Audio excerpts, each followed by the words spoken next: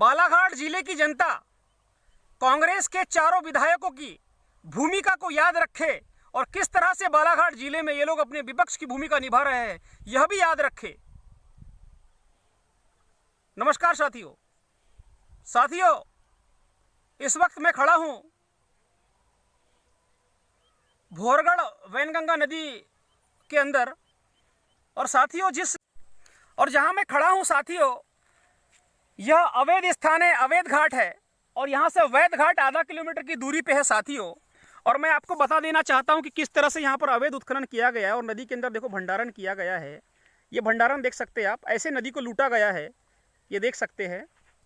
ये अवैध स्थान है, यहाँ से स्वीकृत एरिया 1 किलोमीटर आधा किलोमीटर की दूरी पर है और जहाँ तक आपकी नज़र जा रही है आखिरी में, यहाँ से ये पूरा अवैध है, ये पूरा अवैध है साथियों। और इसके आगे यहाँ से आधा किलोमीटर की दूरी पर यहाँ से वैध घाट है और फिर भी इसको लूट लिया गया। बालाघाट के कलेक्टर आर मृणाल मीणा को इसकी पूरी जानकारी है, मगर मृणाल मीणा अपनी निगरानी में इस नदी को उन्होंने पूरा लुटवाया है और 100 करोड़ रुपए से भी ज़्यादा की राजस्व की चोरी यहाँ पर मृणाल मीणा ने अपने सानिध्य में करवाया है, अपनी निगरानी में करवाया है। एसडीएम वारासिवनी राजीव रंजन पांडे, खैरलांजी तहसीलदार छवि पंत और मुख्य खनिज अधिकारी आर के खातरकर, इन सब ने मिलकर इस नदी को लुटाकर इस नदी का पूरा जलस्तर सुखा दिया गया है। जबकि यहाँ पर अभी मैं जहाँ खड़ा हूँ, यहाँ 5 फीट से भी ज़्यादा पानी जून तक रहा करता था, मगर इन्होंने रेत का उत्खनन करने के लिए, अवैध उत्खनन करने के लिए और पैसे कमाने के लिए पूरी नदी का जलस्तर सुखा दिया है, डैम को खुलवा कर, और ये पूरा लूटा गया है। यहाँ से आप देख सकते हैं पूरा ये लूटा गया है। आज वर्तमान कंडीशन ये है यहाँ की कि यहाँ किसानों के पूरे कुएं सूख चुके हैं और वो पानी के लिए अब उनकी फसल भी सूख रही है, पानी उनको नहीं मिल रहा है। तो इस तरह की लूट यहाँ पर हुई है साथियों। और फिर भी बालाघाट के कलेक्टर मृणाल मीणा, उनको लगता है कि यहाँ कुछ भी नहीं हुआ है। अगर थोड़ी बहुत नदियों के प्रति संवेदना बची होगी कलेक्टर मृणाल मीणा के अंदर, जैसी वो बात करते हैं जल जीवन मिशन की, तो आज तुरंत इसका पंचनामा करके इसके ऊपर कार्रवाई करे, अन्यथा फिर मुझे तुम्हें रेत चोर कलेक्टर ही कहना पड़ेगा, क्योंकि आपकी जो भूमिका है वो एकदम ठीक नहीं है। मैं आपको चोरी की जानकारी दे रहा हूं, मगर आप चोर को ना पकड़कर मेरे ऊपर ही वारासिवनी एसडीएम राजीव रंजन पांडे के द्वारा जिस मामले में मुझे न्यायालय ने दोष मुक्त कर दिया है, उसमें प्रतिबंधात्मक कार्रवाई कर रहे हैं। मगर नदियों की ये आंसू और नदियों का ये सूखापन आपको नज़र नहीं आ रहा है। ये बहुत गंभीर बात है। स्थान पे मैं खड़ा हूं, यह स्थान लगभग मेरे भर, यहाँ पर 5 से 5.5 फीट पानी इस समय में मार्च के महीने में और जून के महीने तक इस नदी में भरा हुआ करता था साथियों। मगर बालाघाट जिले के कांग्रेस के चारों विधायकों की निष्क्रियता के कारण और इस जिले के भ्रष्ट अधिकारी, कलेक्टर, माइनिंग के भ्रष्ट अधिकारी और पुलिस के भ्रष्ट अधिकारी, इनकी मेहरबानी का ये नतीजा है कि जहां पर पानी भरा हुआ करता था और नदी के आसपास हरियाली हुआ करती थी, आज वो नदी वीरान पड़ी है। जी हां साथियों, बालाघाट जिले के कांग्रेस के चारों विधायकों को यह मालूम है कि बालाघाट जिले में रेत के नाम पर नदियों की लूट मची है और नदियों को बर्बाद करके प्रकृति को पूरा बर्बाद किया जा रहा है।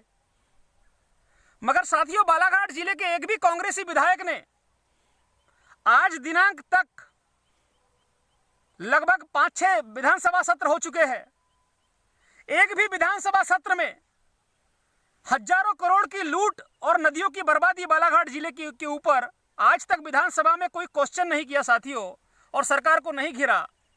इससे यह साबित होता है साथियों कि इस लूट में कांग्रेस के चारों विधायक भी सम्मिलित है। अगर सम्मिलित नहीं है तो उन्होंने विधानसभा में सरकार को घेरना चाहिए। और इन चारों कांग्रेसी विधायक को मैं कहना चाहूंगा, अगर इनको सबूत चाहिए नदियों की लूट के, तो मेरे पास पूरे सबूत है, वो सबूत मुझसे ले सकते हैं। पूर्व में भी मैंने विधानसभा सत्र के दौरान सबसे आह्वान किया था और मैं नंबर भी दिया था कि मुझसे आप ये जानकारी ले सकते हैं। मगर साथियों, आज दिनांक तक किसी भी कांग्रेसी विधायक ने बालाघाट जिले की नदियों की बर्बादी के ऊपर कोई क्वेश्चन नहीं किया है। इसलिए बालाघाट जिले की जनता को मैं कहना चाहता हूं कि इनकी चारों जो विधायक है बालाघाट जिले के, इनकी भूमिका बालाघाट जिले के लोगों को याद रहे और कांग्रेस की भूमिका याद रहे कि वो किस तरह से अपना विपक्ष का कर्तव्य निभा रही है। हम मानते हैं कि मध्य प्रदेश में बीजेपी की सरकार है, मगर साथियों बालाघाट जिले में कांग्रेस की सरकार है।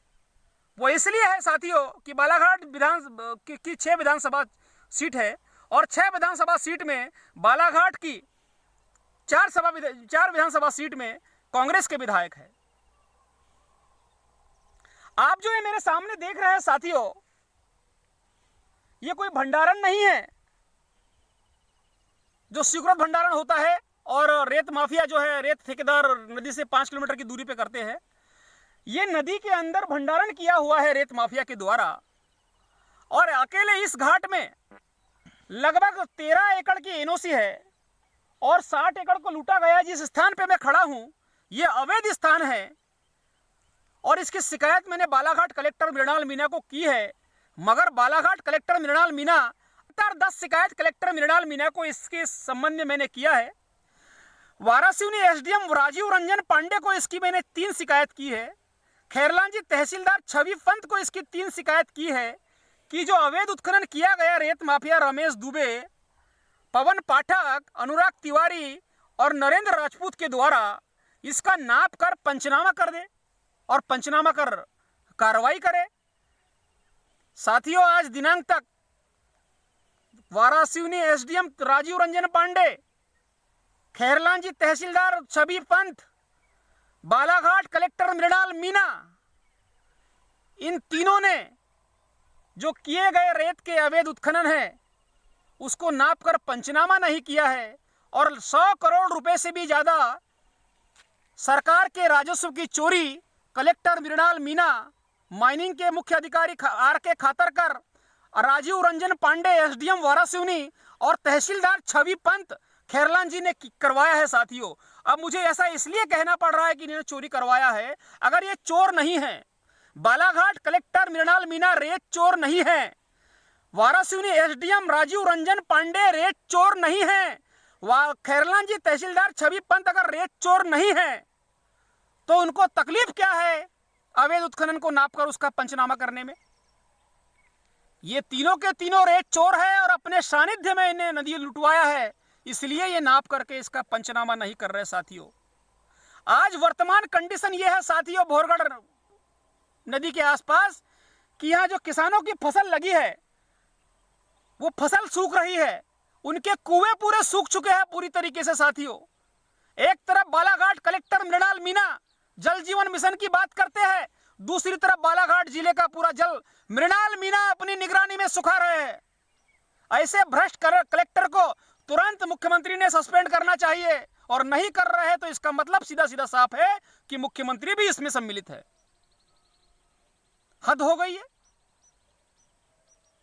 शिकायतकर्ता लिखित शिकायत कर रहे हैं और बता रहे हैं सबूतों के साथ में कि यहाँ इतनी सरकार की चोरी हुई है और सरकार की चोरी को रोकना प्रशासनिक अधिकारियों का काम है, कलेक्टर का काम है, माइनिंग के अधिकारी का काम है, एसडीएम का काम है, तहसीलदार का काम है, पुलिस का काम है, मगर ये लोग सोए हुए हैं। मैं निवेदन करना चाहता हूं ईमानदार पुलिस अधिकारी, राजस्व के अधिकारी और जो भी प्रशासनिक अधिकारी है ईमानदार, अगर तुम्हारे अंदर ईमानदारी है और तुम्हें यह कर्तव्य दिया गया है अवैध उत्खनन को रोकने का, अवैध कार्यों को रोकने का, प्रकृति को बचाने का, और वो कर्तव्य अगर आप नहीं निभा पा रहे हैं तो अपने पद से इस्तीफा दे दो, घर जाओ, मेहनत करके पैसा कमाओ और मेहनत की खाओ।